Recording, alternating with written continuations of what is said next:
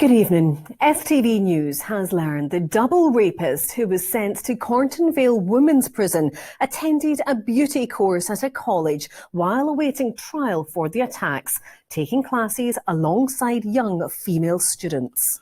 Officials at Ayrshire College say they had no knowledge of the charges at the time.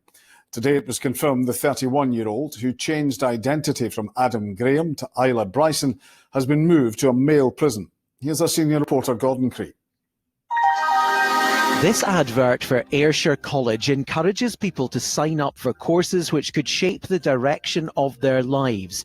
Among those enthused by it in 2021 was Isla Bryson, enrolling in the beauty course at the Kilwinning campus. Bryson had already adopted the identity of a woman by then and was awaiting trial for the 2 rapes committed as Adam Graham. He was charged under his original name, Adam Graham, and presumably they knew him by his new name. So they actually wouldn't have probably been able to find out anything about this person. It's absolutely terrifying that people can hide their identities and gain access to young women in this way. This person was described in court as preying on vulnerable women. Now, if we look at the population in our colleges and our universities, but colleges particularly, there are many people that are facing great challenges in life. I understand Bryson's course involved a mix of classroom work and more practical scenarios, such as students doing each other's makeup. The other students on the course were almost exclusively female and would have been much younger. A statement tonight from the college said, "We can confirm the individual was enrolled as a student at Ayrshire College for a 3-month period in 2021 and is no longer a student with the college." Ayrshire College had no prior knowledge of this individual being charged with any offences. Shona Graham married Adam Graham in 2016. Now estranged, she told today's Daily Mail she believes the gender transition has been a sham for attention and an easier time in jail. After being convicted on Tuesday, the rapist was taken to Cornton Vale Women's Prison. The prison service told us that's because of how the prisoner identified. But today, at First Minister's questions, that line was challenged. Now, we have warned for months that violent criminals, just like the sex offender, the absolute beast we are discussing today, would try to exploit loopholes in the law and attack and traumatise women. The problem, as we have said all along, is not trans people. The problem is violent offenders.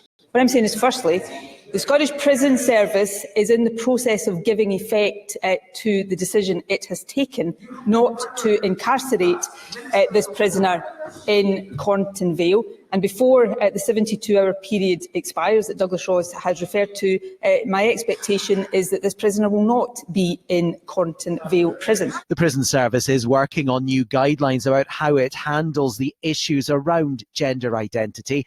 Those have been in the pipeline for several years and may still be some months away. Gordon Cree, STV News, Edinburgh. Our political editor Colin Mackay is at Cornton Vale Prison tonight. And Colin, a tough political row.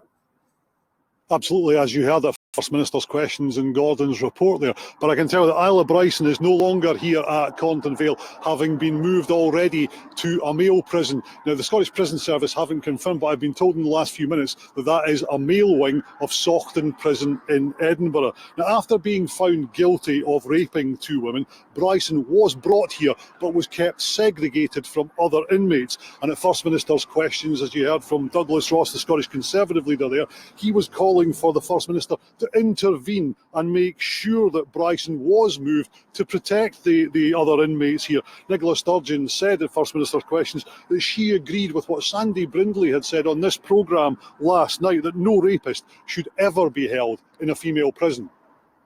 So, Colin, did the First Minister intervene?